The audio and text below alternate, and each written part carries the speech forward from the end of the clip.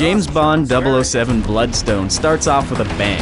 It's a fantastic prologue that quickly moves from shooting a few guys on a yacht right into a pair of chase scenes by boat and by car. In fact, it might be a little too memorable, because the next few levels pale in comparison. And that's one of the biggest flaws with Bloodstone. Once the opening credits have rolled, the game gets off to a really slow start. This is an action game that's at its best when the adrenaline levels are high and you're playing a one-man wrecking ball. But fortunately, Bloodstone does find its groove about halfway through, and the rest of the game is an absolute blast. This makes Bloodstone a fairly uneven experience, but it is a worthwhile one, especially for James Bond fans. Got that right. The story in Bloodstone is paint-by-numbers James Bond, the usual mix of international intrigue and tangled conspiracies. It's a story that works not because of any emotional attachments to what's happening, but because of the sheer variety of situations you'll find yourself in. At any moment, you might be gazing out at fireworks above Monaco, chasing a guy down across the rain-slick rooftops of Bangkok, or racing your car across a frozen river in Siberia, etc., etc., etc. The variety is delightfully absurd and really works in the game's favor. Did you know there were going to be fireworks? Honestly? Yes. There's a lot of variety to the gameplay as well. Bloodstone is simultaneously a third-person shooter with a heavy reliance on cover, a stealth game that values melee takedowns over firefights, a racing game with explosive tracks, and a gadget-driven espionage simulator. The gadget stuff is the only real weak link, but it's kind of a throwaway anyways. Scanning and hacking objects with your cell phone is tedious, but it's also dead simple, and you never really get annoyed with it. It's just sort of filler. But not an unpleasant surprise. That said, most of your time is spent in on-foot combat situations. As a third-person shooter, Bloodstone is perfectly solid. The cover works well, the guns have a nice kick to them. It's a perfectly adequate, if slightly unspectacular third-person shooter.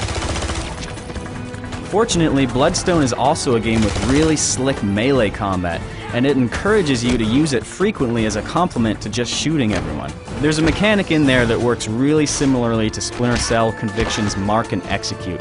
What you do is you pull off a melee takedown on a guy and you earn a focus kill, which is basically an instant headshot with your gun. What this does is allow you to really quickly chain headshots together to just tear your way through fight scenes, and that sense of momentum feels great. The game is definitely at its best when you're running up to dudes, judo chopping them in the throat, and then firing off a few headshots and just sort of looping it all together in one vicious cycle. Now, most of the later levels give you a really good sense of urgency to maintain a brisk pace in combat, like the chase scene where you're dashing across rooftops and taking care of anyone in your way. But there are a few early levels that seem to forget what makes the game so much fun, like a trek through the catacombs of Istanbul where you're running through way too many empty corridors, or a later level where you have to infiltrate a Siberian office building and slowly walk around hacking things with your cell phone and really only killing one or two guys at a time. It's too much of a slow start, which is a shame because the game really picks up in the second half. Can you handle it? Yes.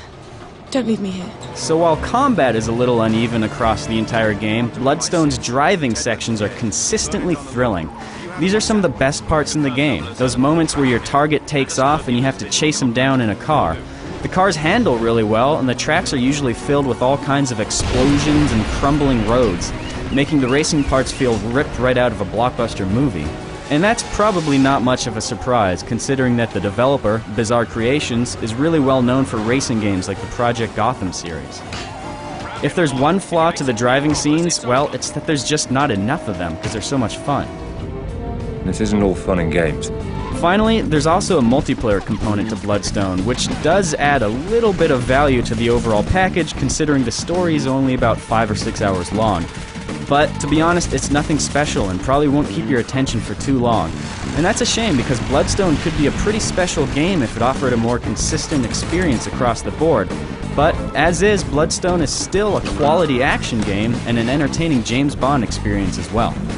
How did you know? Quite honestly? Intuition.